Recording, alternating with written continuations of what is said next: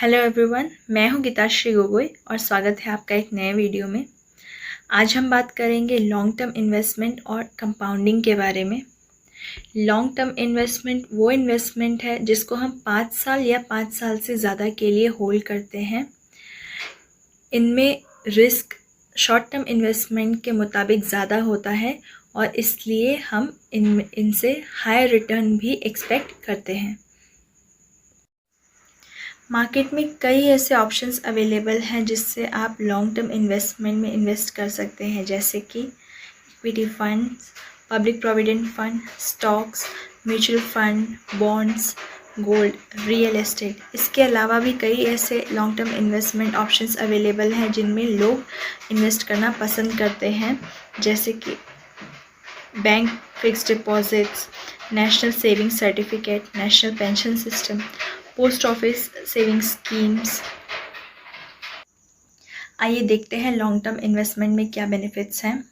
जैसा कि हम जानते हैं कि इन इन्वेस्टमेंट्स को हम 5 साल या 5 साल से ज़्यादा के लिए होल्ड करते हैं, तो हमें इनफ टाइम मिल जाता है अपने किसी भी मिस्टेक्स को रेक्टिफाई करने का। ये मार्केट बम्प्स को भी ओवरकम करने में मदद करते हैं। लॉन्ग टर्म इन्वेस्टमेंट में हम पूरी तरीके से कंपाउंडिंग का फ़ायदा उठा सकते हैं। ये आपके पोर्टफोलियो को भी डाइवर्सिफाई करने में मदद करता है। लॉन्ग टर्म इन्वेस्टमेंट्स में इन्वेस्ट करने से पहले हमें कुछ चीज़ों का ध्यान देना ज़रूरी है। पहला कि हमें हमेशा स्ट्रॉन्गेस्ट और लीडर्स को ही चुनना है लॉन्ग टर्म इन्वेस्टमेंट्स के लिए।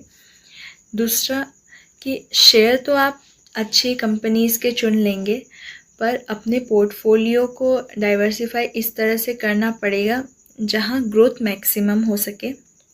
ग्रोथ रेट्स को कंपेयर करते हुए हम अपने पोर्टफोलियो को डाइवर्सिफाई कर सकते हैं।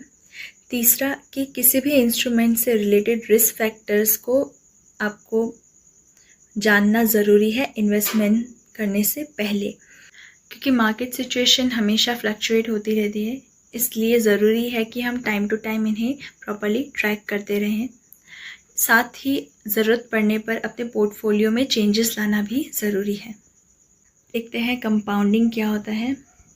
किसी भी इंस्ट्रूमेंट के वैल्यू के समय के साथ बढ़ने को हम कंपाउंडिंग कह सकते हैं।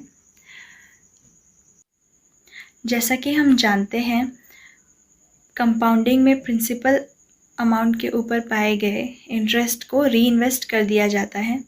तो आइए देखते हैं कि कंपाउंडिंग काम कैसे करता है।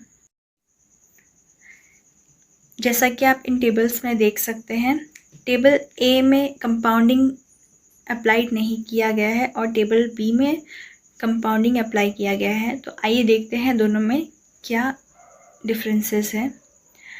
टेबल ए में हम देख सकते हैं कि प्रिंसिपल अमाउंट 1 लाख रुपीज़ में 12% इंटरेस्ट पर एनम दिया जा रहा है, जहां की कंपाउंडिंग ना होने की वजह से हर साल का इंटरेस्ट 12,000 कांस्टेंट है। लेकिन अगर हम टेबल बी में देखें तो हम देख सकते हैं कि पहले साल का इंटरेस्ट को री इन्वेस्ट कर दिया गया है प्रिंसिपल अमाउंट के साथ, जिस वजह से हर साल इंटरेस्ट अमाउंट इंक्रीज होता जा रहा है। कंपाउंडिंग की सबसे बड़ी एडवांटेज यही है कि समय के बढ़ने के साथ साथ आपके इन्वेस्टमेंट की वैल्यू भी बढ़ती जाएगी, क्योंकि यहाँ इंटरेस्ट आपके एक्यूमुलेटेड इंटरेस्ट के ऊपर कैलकुलेट किया जाएगा हर साल। अगर आपको ये वीडियो पसंद आए तो लाइक कीजिए, कमेंट कीजिए, शेयर कीजिएगा और सब्सक्राइब करना ना भूलिए। Thank you.